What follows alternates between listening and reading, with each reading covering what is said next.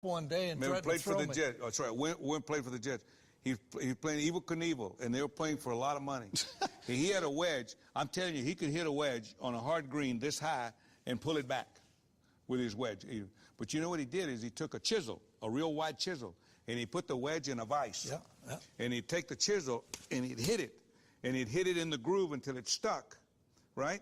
And then he would go with a hammer so the top end of the groove would pop up. You understand? And when you hit it, it would grab the ball. Y'all bunch of cheating. Wow. Sam Snead had the best one. Yeah? I talked to Sam Snead one time about Greg Norman. They always put the flags on the back of him. Remember, he led the 4 majors at one time, all 4 of them, going to the last round, and he didn't win one. And they'd put the flag in the back. And Greg Norman trapped that ball. He put a lot of spin on it. And he couldn't get to the back flags, the flags in the back. And Sam said, well, he didn't know how to play a wedge. And I says, what do you mean? He said, if they put the flag in the back and the greens are soft, he said, always take 2 practice swings. He says, fill the grooves up full of dirt and then hit it. He says, you won't back it up. Wow. I never heard that before. Or just take an extra club or 2 extra clubs and chip it up there. Well, talking about ball strikers, whenever I talk to, players of our generation, I'm talking about McCord now and myself, the best ball striker of all was you. And you were my hero growing up because you hit it in the center of the club face more often than anybody else, and you looked like you were having fun doing it. Yeah. Johnny, who did you admire growing up? All of them. Nicholas, Chavino, Fuzzy. I mean, I rooted for a guy, nobody could have rooted harder than 79 than I did for Fuzzy Zoeller, for the Masters. Great man. And I said, I hope one day I can meet him. Hope one day I can meet Lee. Hope one day I can meet Jack, Raymond, all these guys. I mean, that's what my era was back in those days. You know? And met all of them. Yeah. It's just, and they're all great people. Magic, you had some different heroes as well. Guys that, not necessarily so much golfers, guys like Titanic Thompson. Yeah, Lee was talking about who's the best closer Good friend of mine. Yeah, the best closer you ever saw. There was no contest. It was tie. Because when he got you, he got you. Titanic Thompson was the world's greatest gambler. I mean, he could do anything. I mean, the things that he did to win money. I remember he was playing in Athens one time. He went to a farm, told a guy to put 600 watermelons on the truck. They were playing a poker game. 2 o'clock, they took a break. They came out, and he looks down, and he says, I want you to break down in front of the hotel. And the guy breaks down, hoods up. Titanic looks out there, and he said, man, he said, look at all those watermelons in that truck. And the guy says, yeah. He says, tell you what we do. Why don't we write a number down on a piece of paper and put up 1,000 apiece and see how many watermelons are in there. He said, how are we going to do it? He said, I'll pay the guy $100, count them. Yeah, he already knew how many watermelons were on there. All great gamblers like this guy there's a, he knows cards under the, remember the cards he threw under the door? He put a top hat on the other side. Well, he put a top hat on the other side, and he would throw cards under, a deck of cards under the thing, and he'd bet you he could put a dozen of them in that top hat going under the door. Underneath the door? Underneath the door. But he had a guy on the fire escape. He come through the window. He come in, put the cards in the hat, and go out. I remember hearing a story about him. He bet a guy $100 that if they both stood on a broadsheet newspaper, the guy couldn't push him off the newspaper. No, he got a punch. Oh, he got to hit him. Had to hit him. So he took the bet. Well, it happened to be where the door was, so he closed the door. Closed the door. The guy stood on the other side of the door. He said, give me the 100, or give me the 100. He threw it underneath the door. You got me. That's the greatest. I tried that once. Tell him about the game, this is an unbelievable story. You were in El Paso, you were working in the pro shop. Right. And all of a sudden, a big money game came to town because there was a card game. Yeah. Involved, Titanic Thompson was old then, but another guy named Raymond Floyd. Actually, they had a lead guy from Dallas. They wanted to come out and get in the poker game, and they wanted to play golf. So they found out that I was... What year was this? 65 or 66. And so the lead guy comes out and comes in the pro shop, and I'm working the pro shop, and I recognize him. He's a bookmaker from Dallas. Big Mickey was his name. And I said, Big Mickey, what are you doing here? He said, hey, baby. He said, how you doing? He said, I hear y'all playing for a lot of money out here. I'm not really. And there's always one guy that hangs around at the golf course that actually does all the dealing and wheeling and dealing as far as gambling is concerned. He's kind of the lead guy. And this particular guy, he passed away last year. God bless his soul. His name was Martin Letnich. And he owned all the cotton farms and stuff down in the valley. Had a lot of money. Loved to play and gamble, play cards, do whatever.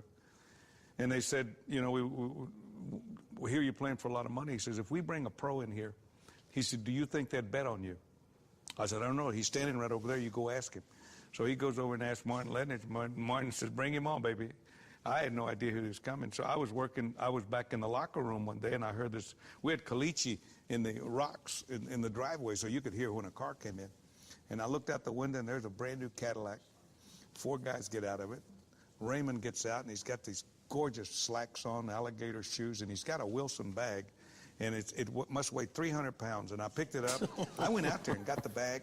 I put it on the cart, and I did the whole thing. I brought it in the locker room. I unzipped it. Damn shoes fell everywhere. And I got all the shoes, and I put the shoes out. Raymond sits in a chair about that far from me. And Ace says to him, he said, listen, he says, I'm going to go get a cart. We're going to look at the golf course because we were going to play the match at 1 o'clock. So Raymond sits in there, and he says, can you tell me whom I'm playing today? And I said, yes, sir. I said, you're playing me. He said, I'm playing you. I said, yes, sir. He said, what do you do around here? I said, I do a little bit of everything. And he says, what do you mean? I said, I do everything. I open the shop at 5 in the morning. I do everything. He says, really? So the guy comes back, and Big Ace says, hey, I got a cart. He said, let's go look at the course. Raymond says, I'm not going to look at no golf course. He said, I'm playing the locker room attendant. He said, I'm not looking at a golf course. I'm playing a locker room guy. So we go out there, and I beat him. I don't remember what we shot. I shot 66 or 65. He shot 67 or 66. I beat him. So when we finished, he wanted to play 9 more, emergency 9. He said, I don't like this. He said, let's play 9 more. I said, Mr. Floyd, I can't play 9 more. I said, I got to put the carts up. So, he'll tell you that. I said, I'm sorry. I got to put the carts up. And I beat him again the next day, and then he beat me the 3rd day. There's a crew of sports psychologists and, you know, the entourage that some of these young players have with them today that are maybe sort of choking some of that emotion out of the game. You think that's a good thing or not? I don't know if it's a good thing, but it's happening. It is and happening. It's been happening for a long time, that you stay in the moment and not the past or try to get all excited about the future. So you just kind of delve there, and it's one shot at a time. It's pretty simple. And you lose guys like this, yeah, and or like this that you want to watch. You know what, every now and then you get someone like a Jordan Spieth that'll, you know, you can see that, you know. Well, he's a little agitated, which Yeah. is fantastic, and Yeah. he wants to be an announcer, so he'll talk to Michael, he'll talk to anybody, his ball most of the time. So that's kind of what we're regulated to now, is where the audio mics are picking up the talk of the players and the caddies. The caddies are going to get real famous, as Bones did with Phil, and Michael Greller's going to get now with Jordan. So that's kind of, you know, it's not good or bad or what, that's what we're dealing with. So, you know, point of the guys are having fun with it. We had some caddies that were famous, but for entirely different reasons. You know, talking about Bones and Phil, they're 25 years together, and people say, well, I can't believe they split up. I can't believe they were together for 25 years. Now, Lee, you actually have the longest player-caddy relationship that I have ever heard of with you and Herman. 29 years. Couldn't get rid of him, huh? I didn't want to get it. He was family. He didn't have kids. He wasn't married. I flew him around in a private plane. I always got a suite, and I'd have 2 rooms. If my wife and the kids were not out there, I'd get a room and a suite, and I'd put him in one and the other.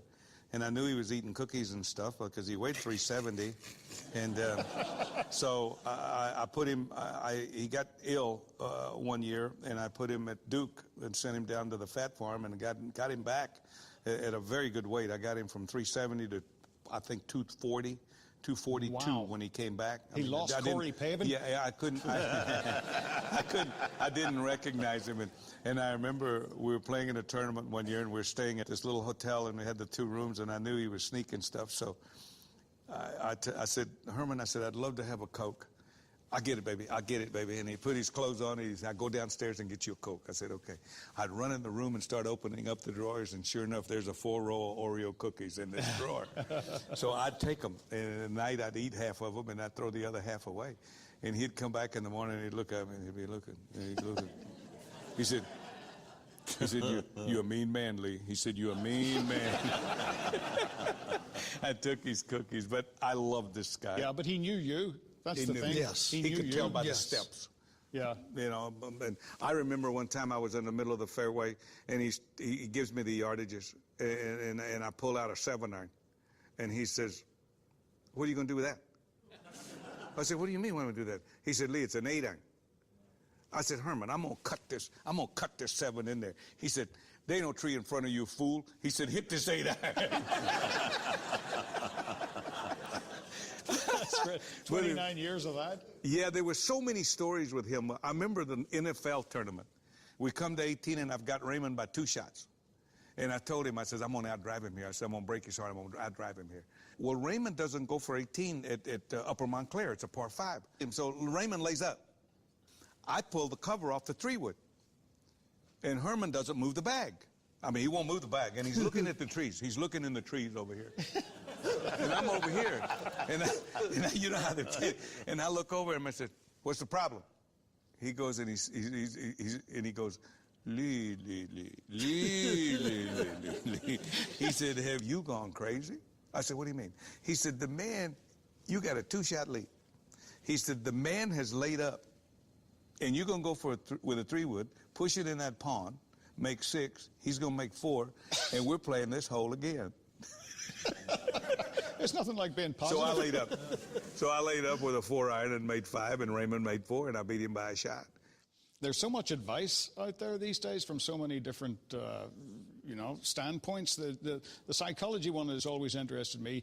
Sports psychologists try to keep players in the moment, right here, right now. What do you think, if you'd had a sports psychologist, which I know you would have destroyed the man's career? I'd be dead right now. You think so? Or the psychologist would be. Yeah. One or the other. Yeah. One or the other? Yeah. It wouldn't have worked for you either, McCord?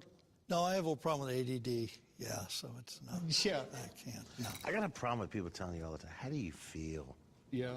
I feel like breaking your neck right now, okay? I have a problem with anyone giving me any advice that couldn't beat me. Right. You understand? Apart from I don't care Claudia? if it's a teacher or an instructor. I'm the same way. Or a psychologist or whatever. If he can't beat me playing golf, I don't want to hear a damn word from him. I don't want to hear from him. Same way. Because he hasn't been there. He doesn't know. There's nothing wrong with him because some guys need the help. Some guys were trying to get to the next level. I thought that you get to the next level by moving dirt. Yeah. You got to move some dirt.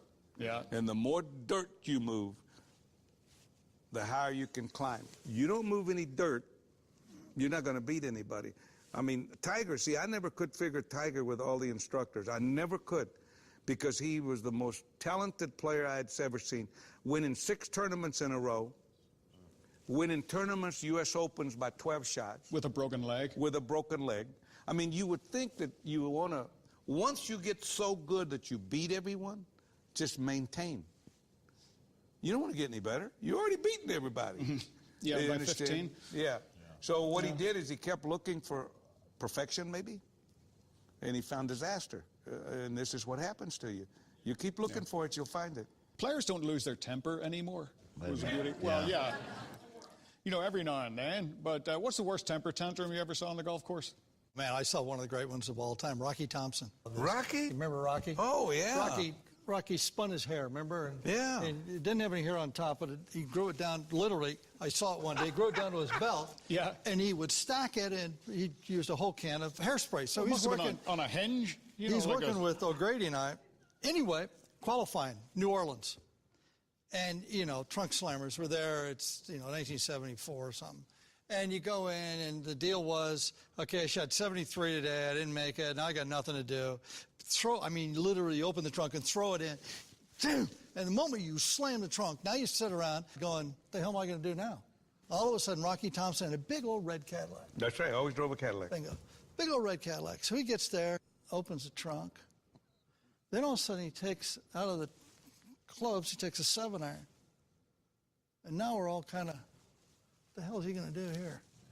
So he goes to the front of the car, and now he's pissed. You can tell he's pissed. So he must have bogeyed the last 3. And he gets up and he jumps